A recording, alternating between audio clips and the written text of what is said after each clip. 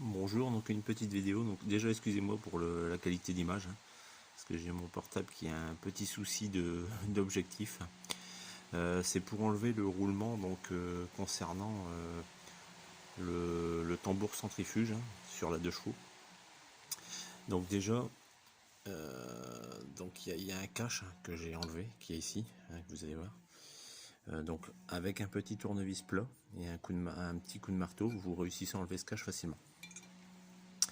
Ensuite, vous allez vous retrouver qu'il y a ce circlips, hein, qui est à l'intérieur d'une gorge, hein, qu'on voit ici à l'intérieur, tout le tour, hein, qui bloque le roulement. Donc j'ai un peu galéré pour l'enlever, hein, parce que c'est un circlips sur lequel il n'y a pas de... Attendez, je vais essayer de... Voilà. Sur lequel on a habituellement pas... Sur lequel on n'a pas de trou, hein,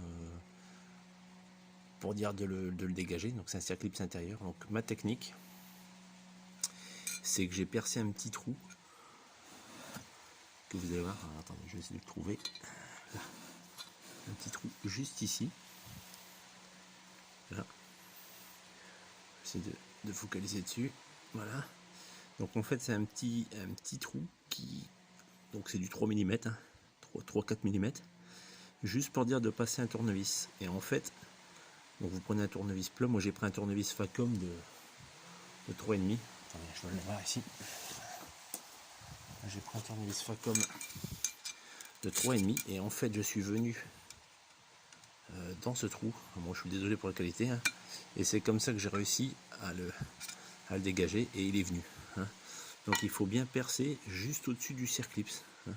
On voit la gorge en noir en dessous et on voit le trou qui est au-dessus.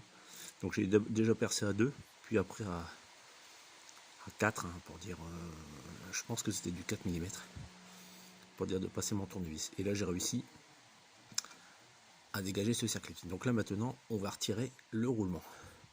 Donc je vais mettre ça à la presse, hein. Vous patientez un instant. Donc voilà, donc mon tambour est sur la presse. Donc la première chose, c'est que on lui met un petit coup de dégrippant, hein, en dessous, pour dire que ça, qu'il parte facilement. Alors je sais qu'il y en a qui le mettent dans, j'ai vu des techniques, hein, sur internet, où il y en a qui mettent dans des fours, etc., pour dire de le sortir ou de le remettre. Bon, moi c'est une presse que j'ai achetée sur internet, hein, vous voyez, pour 70 euros. Bon, je l'utilise de temps en temps dans ce genre de situation. Donc voilà, donc on va mettre ça en route.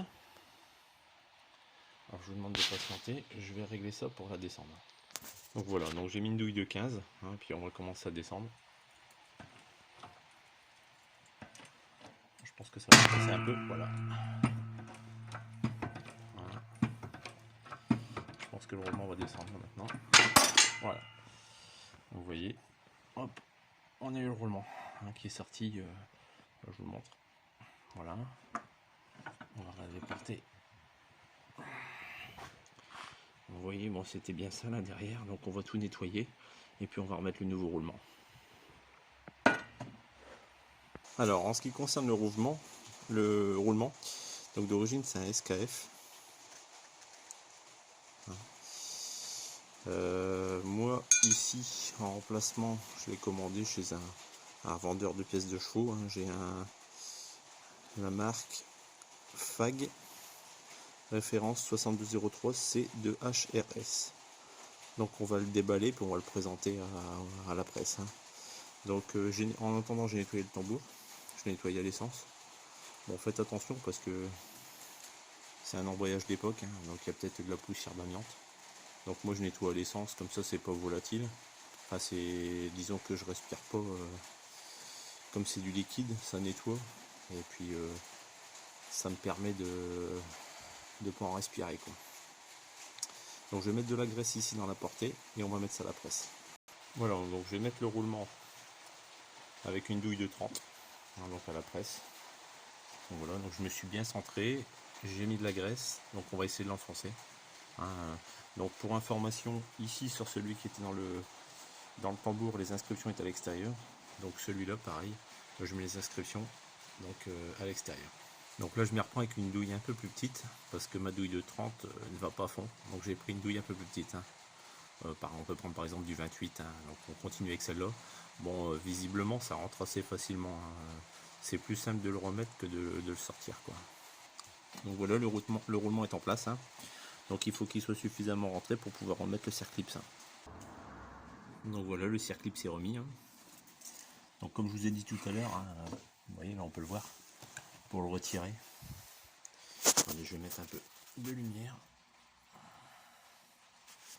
Voilà, vous voyez, j'avais percé un trou juste ici.